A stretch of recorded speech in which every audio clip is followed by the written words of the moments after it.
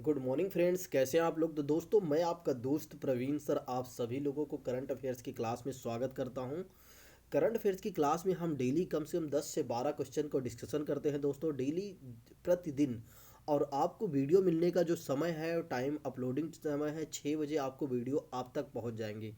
तो दोस्तों, जैसा कि आप सभी लोग जानते हैं कि इस समय कड़ाकेदार कड़ाकेदार ठंडी पड़ रही है दोस्तों। बस बिस्तर में ही रहिए और आराम से पढ़ते रहिए, वीडियो देखते रहिए अच्छे से, ईमानदारी से। एज वेल एज जो हमारी हिस्ट्री की क्लास चल रही है दोस्तों, हिस्ट्री की क्लास को आप मिस मत कीजिए।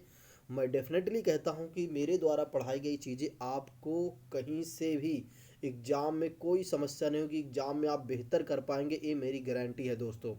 बस आप एक से लेकर जितनी भी वीडियो डाली गई हैं उन वीडियो को देखते रहिए, और आगे जो भी वीडियो उसमें डाली जाएंगी उसको भी आप देखते रहिएगा। तो दोस्तों, आइए शुरू करते हैं किसी और बात की चर्चा ना करते हुए, क्योंकि यहाँ पर टाइम लॉस होता है दोस्तों। आइए बात करते हैं। तो पहले प्रश्न की बात की जाए तो पहले प्रश्न में आप क्या बताएंगे, यानी कि आपको इस समय स्क्रीन पर दिखाई दे रहा है दोस्तों एक पहला प्रश्न। जो आज का पहला प्रश्न है, बहुत ही अच्छा प्रश्न, बहुत ही उम्दा प्रश्न है दोस्तों। आइए बात करते हैं किसी और बात की चर्चा ना करते हुए। बताया जा रहा है कि आरबीआई किस शहर में बताया जा रहा है आरबीआई किस शहर में मुद्रा नोटों की प्राप्ति, भंडारण यानी स्टोरेज, प्रेषण के लिए एक स्वचालित बैंक प्रसंस्करण केंद्र एबीपीसी स्थापित करने जा रहा है। तो कहाँ पर स्थापित करने जा रहा है दोस्तों? जयपुर में। आइए इसको मैं इंग्लिश में भी थोड़ा से ट्रांसलेट कर देता हूँ, ताकि आपको जो समस्याएं हैं वो समाप्त हो जाएंगी दोस्तों। ठीक है, देखो इंग्लिश में यहाँ पर बताया जा रहा है, एक मिनट दोस्त, थोड़ा से बस, हाँ okay. So now let's start. In which city RBI is going to up an automated bank note processing center ABPC, ठीक है, for the receipt and storage and disposal of currency notes. यानी कि यहाँ पर कहा जा रहा है स्वचालित बैंक प्रसंस्करण यानी प्रोसेसिंग के लिए केंद्र स्थापित करने जा रहा है बैंक, सॉरी आरबीआई करने जा रहा है। कहाँ पर करने जा रहा है दोस्तों? जयपुर में। तो आपको इस प्रश्न को याद रखना है, आरबीआई ऐसा कहाँ करने जा रहा है। कई बार आरबीआई से प्रश्न पूछे जाते हैं, तो ऐसे ही जब कोई चीज़ें नहीं होती हैं तब जरूर प्रश्न पूछे जाते हैं। आइए बात करते हैं इसके डिस्क्रिप्शन में हमारी टीम ने आपके लिए क्या यहाँ पर मेंशन किया है दोस्तों। तो बताया जा रहा है कि भारतीय रिजर्व बैंक आरबीआई ने मुद्रा नोटों की प्राप्ति, भंडारण और प्रेषण के लिए जयपुर में एक स्वचालित मतलब ऑटोमेटेड बैंक प्रसंस्करण प्रसंस्करण मतलब प्रोसेसिंग केंद्र स्थापित करने का निर्णय ले लिया है। और इतना ही नहीं दोस्तों, एबीपीसी के कार्यों में मुद्रा चेस्ट और बैंक शाखाओं से प्राप्त बैंक नोटों का प्रसंस्करण करेगी, और स्वचालित तरीके से जो गंदे नोट हैं उनको नष्ट करने को भी यह इसमें काम होगा। इसमें जो गंदे नोट हैं, ऐसे नोट्स जो बेकार नोट्स हो चुके हैं, जिनमें एक तरीके से आप देखते हैं कि कई नोट्स ऐसे होते हैं जिनका एक तरीके उसमें बहुत सारी चीज़ें लग जाने के कारण वो नोट्स पूरी तरीके से गंदे हो जाते हैं। ठीक है, तो उनको नष्ट करने का भी काम यह करेगा दोस्तों। ठीक है, नेक्स्ट आइए बात करते हैं आज के दूसरे प्रश्न की। दूसरे प्रश्न की बात करें दोस्तों तो बहुत ही अच्छा प्रश्न है दोस्तों। आइए बात करते हैं दूसरे प्रश्न। दूसरे प्रश्न में देखा जाए तो किस देश के साथ भारत ऊर्जा टास्क फोर्स का गठन करेगा? भारत अभी हाल ही समय में किस देश के साथ भारत ऊर्जा टास्क, ध्यान रखने वाली बात क्या है, भारत ऊर्जा टास्क, इसको अपने नोट्स में मेंशन कर लीजिए। देखिए आप सभी लोगों से मैं एक बार कहूँगा, आप लोग करंट अफेयर्स की एक नोट्स बना लीजिए। ठीक है, जो क्वेश्चन को मैं कहूँ कि इसको आप अपने नोट्स में मेंशन कर लीजिए, तो उसको आप मेंशन कर लीजिए, बाकी सब देखकर आप आगे बढ़िए। ठीक है, बहुत ज़्यादा चीज़ें आपको ना लिखना है, ना बहुत ज़्यादा चीज़ें आपको समझना है। ठीक है, अगर आप ज़्यादा के चक्कर में क्या करते हैं, ना कुछ हो पाता है ना कुछ कर पाते हैं। तो मेरा मानना है, जैसे मैं पढ़ता हूँ बहुत ही कम स्टडी में, यानी बहुत कम चीज़ों को लेकर चलता हूँ और बहुत ज़्यादा बार रिवीजन करता हूँ। इसी पद्धति ये आपने भी अपना लिया तो डेफिनेटली कहता हूँ कि आपको भी बहुत मज़ा आ जाएगा दोस्तों। आइए बात करते हैं कि इस देश के साथ भारत ऊर्जा टास्क फोर्स का गठन करेगा दोस्तों, वो है कतर। किसके साथ करेगा? कतर। कतर की राजधानी आप लोग हमें कमेंट बॉक्स में बताइएगा, और इसकी मुद्रा के बारे में भी बताइएगा। जो हमसे ऑफलाइन पढ़ रहे हैं उनको हमने बहुत अच्छे से इसके बारे में बता दिया है। जितने भी भारत की राजधानी, सॉरी विश्व में जितने भी देश हैं उनकी राजधानियाँ एज वेल एज मुद्रा भी मैंने बता दिया है, वो भी कॉन्टिनेंटल अकॉर्डिंग। ठीक है, आइए बात करते हैं भारत और कतर को ऊर्जा पर एक टास्क फोर्स स्थापित करना है। ठीक है, टास्क फोर्स का प्रतिनिधित्व भारत के पेट्रोलियम मंत्रालय के एक वरिष्ठ अधिकारी द्वारा किया जाएगा, और कतर पेट्रोलियम के उपाध्यक्ष द्वारा किया जाएगा। देखो पेट्रोलियम इसका प्रतिनिधित्व रिप्रेजेंटेटिव कौन करेगा, टास्क फोर्स का रिप्रेजेंटेटिव कौन करेगा दोस्तों, भारत की पेट्रोलियम मंत्रालय के एक वरिष्ठ अधिकारी और कतर के पेट्रोलियम के उपाध्यक्ष द्वारा इसका प्रतिनिधित्व यानी रिप्रेजेंटेटिव किया जाएगा। आइए बात करते हैं आगे। टास्क फोर्स कतरी विदेशी के लिए भारतीय ऊर्जा क्षेत्र में परियोजनाओं को भी पहचान करना होगा। और यह एक घोषणाएं पेट्रोलियम और प्राकृतिक गैस और इस्पात मंत्री श्री धर्मेंद्र प्रधान जी ने उनके कतर के समकक्ष बीच टेलीफोनिक बातचीत हुई है। बातचीत के बाद ये भी बताया गया है कि दोस्तों लगभग 1.5% तेल भंडार यहाँ पर है। देखिए दोस्तों, आपको बहुत ज़्यादा चीज़ें याद नहीं रखना है, सिर्फ आपको ये याद रखना है कि टास्क फोर्स का गठन कहाँ किया जा रहा है या किससे, एक तरीके से किसके साथ इसका संबंध स्थापित होगा। जैसे यहाँ पर प्रश्न क्या था, एक बार मैं आपको देखो, यहाँ पर कहा गया भारत ऊर्जा टास्क फोर्स का गठन करेगा। भारत क्या करेगा, ऊर्जा टास्क फोर्स का गठन करेगा। कहाँ करेगा, कतर में करेगा। तो कतर की सरकार के साथ भी होगा एक तरीके से, जब उस देश में करेगा तो उसके साथ भी भारत का संबंध बनेगा। ठीक। India is going to be set up energy task force, इसके इंग्लिश हो जाएगी दोस्तों, बाकी आप देख लीजिएगा। आइए बात करते हैं आज के तीसरे प्रश्न की। तीसरा प्रश्न क्या है दोस्तों, तीसरा प्रश्न है कि हाल ही में किस राज्य सरकार ने 26,500 नौकरियों का सृजन करने के लिए 19,955 करोड़ रुपए के 18 समझौते ज्ञापन पर MOU पर हस्ताक्षर कर दिया है। अभी यह भी बताया जा रहा है दोस्तों कि हाल ही समय में किस राज्य सरकार ने 26,500 नौकरियों का सृजन मतलब निर्माण करेगी, और उसके लिए उन्होंने कितना खर्च करने के लिए भी समझौता कर लिया है दोस्तों। वो है 19,955 crore, sorry for that, 19,955 crore दोस्तों को। कौन सा देश है, तो ये कौन सा देश है, तमिलनाडु दोस्त। कौन सा देश है दोस्तों, तमिलनाडु देश है, तमिलनाडु देश। तो इसके बारे में बहुत ज़्यादा चीज़ें जानना नहीं है, बस जितना है बस आप देख लीजिएगा एक बार। आइए बात करते हैं आज के चौथे प्रश्न की। चौथा प्रश्न क्या है, जल्दी से आप लोग कमेंट बॉक्स में हमें ज़रूर बताइएगा आंसर इसका, कि किस संगठन ने आपातकालीन चिकित्सा टीमों पर international federation red cross and red crescent societies IFRC के साथ समझौता पर हस्ताक्षर किया। बताया जा रहा है कि किस संगठन ने अभी आपातकालीन चिकित्सा टीमों पर, ठीक है, जो डॉक्टरी वाली टीम होती है, ठीक है दोस्तों, उस टीमों पर international federation red cross and red crescent societies IFRC के साथ एक समझौता पर हस्ताक्षर कर लिया गया है। तो किसके साथ है दोस्तों, संयुक्त विश्व स्वास्थ्य संगठन WHO। आपको मैंने WHO के बारे में बता दिया है। WHO के आप हमें बताएंगे, पिछले वीडियो में मैंने आपको बताया था, इसके बारे में आप बताएंगे कि इसका गठन कब हुआ था।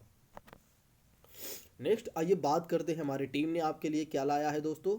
तो इमरजेंसी मेडिकल टीम इनिशिएटिव को लागू करने के लिए विश्व स्वास्थ्य संगठन और IFRC के बीच रेड चैनल समझौते पर हस्ताक्षर कर दिए गए हैं। ठीक है दोस्तों। और मानवीय संकट के दौरान स्वास्थ्य और आपातकालीन चिकित्सा सेवाओं को वितरण को मजबूत करेगी, और यह संगठनों को आपातकालीन स्वास्थ्य प्रतिक्रिया को मानकीकृत करने और क्षमता निर्माण के प्रयासों को बढ़ाने में भी यह सक्षम करे। देखिए दोस्त, जब इन दोनों संस्थाओं के बीच ऐसी चीज़ें किया जा रहा है, यानी कि समझौता किया जा रहा है, तो जब भी कोई जैसे महामारी से संबंधित या कोई आपातकालीन चीज़ें हो जाती हैं, आपातकालीन बातें आ जाती हैं, तो उनमें क्या करेंगे, दोनों आपस में काम करने में यानी कि सक्षम होंगे और अलग कदम उठा सकेंगे दोस्तों। तो इसका मतलब यहाँ पर एक आ जा रहा। आइए बात करते हैं आज के पांचवें प्रश्न के। पांचवें प्रश्न की बात की जाए दोस्तों, तो यहाँ पर बताया जा रहा है किस स्टॉक एक्सचेंज ने ई कृषि spot market place BEAM launch किया है। बताया जा रहा है कि किस टास्क एक्सचेंज ने इस ई कृषि मतलब इलेक्ट्रॉनिक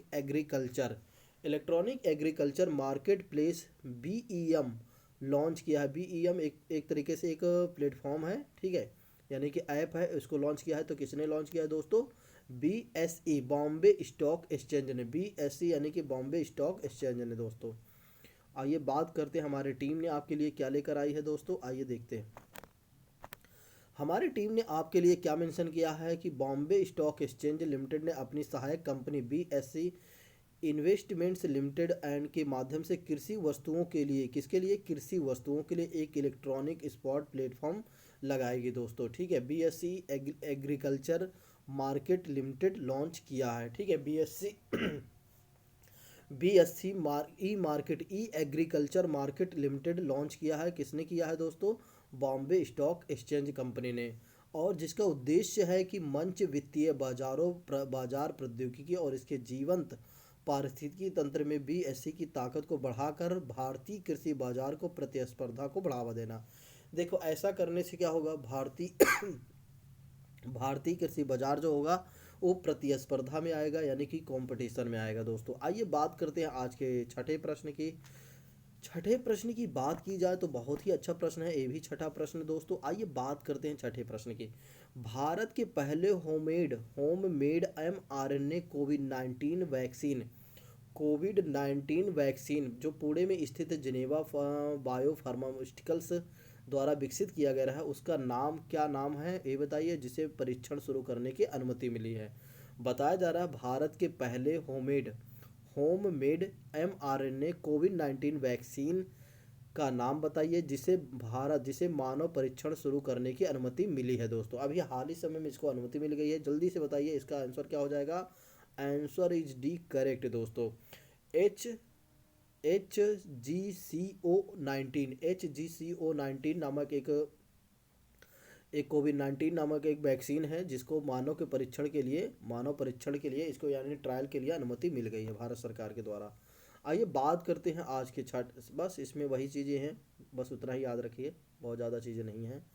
आइए बात करते हैं आज के सातवें प्रश्न की। सातवें प्रश्न की बात करें दोस्तों तो वर्ष 2020 भारत का सामाजिक उद्यमी पुरस्कार किसने जीता है दोस्तों?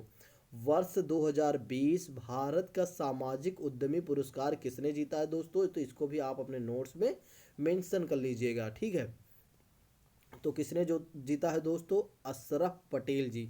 अशरफ पटेल जी ने अभी भारत का वर्ष 2020 का भारत का सामाजिक उद्यमी यानी कि entrepreneur of the year award जीता है। ठीक है, तो ये वाला प्रश्न कई बार पूछा जा सकता है।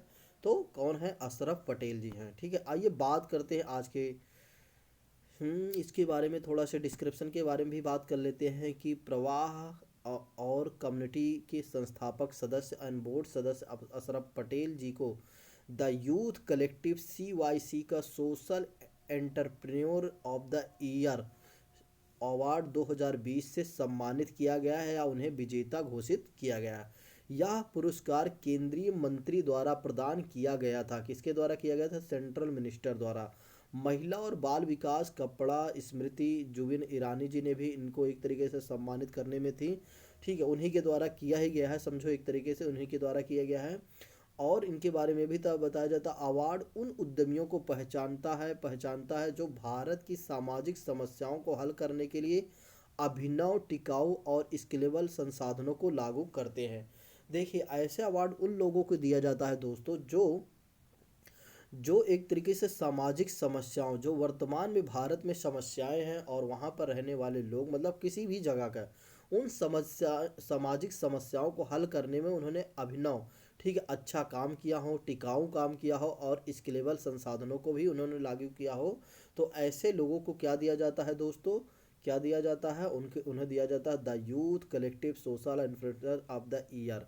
ठीक है, यानी कि यहाँ पर एक बार हम बताना चाहेंगे, भारत का सामाजिक उद्यमी पुरस्कार दिया जाता है दोस्तों। ठीक है, आइए बात करते हैं आज के आठवें प्रश्न की। बात करें, आठवां प्रश्न क्या है दोस्तों? आठवां प्रश्न है कि किस संगठन ने आर्थिक अर्थव्यवस्था के क्षेत्र में बंग बंधु शेख मुजीबिर रहमान के नाम पर अंतर्राष्ट्रीय पुरस्कार शुरू करने का निर्णय लिया गया है? किस संगठन ने आर्थिक अर्थव्यवस्था के क्षेत्र में बंग बंधु शेख मुजीबुर रहमान के नाम पर अंतर्राष्ट्रीय पुरस्कार शुरू करने का निर्णय लिया गया है? दोस्तों, इसको भी आप अपने नोट्स में मेंशन कर लीजिएगा, बहुत ही अच्छा प्रश्न है।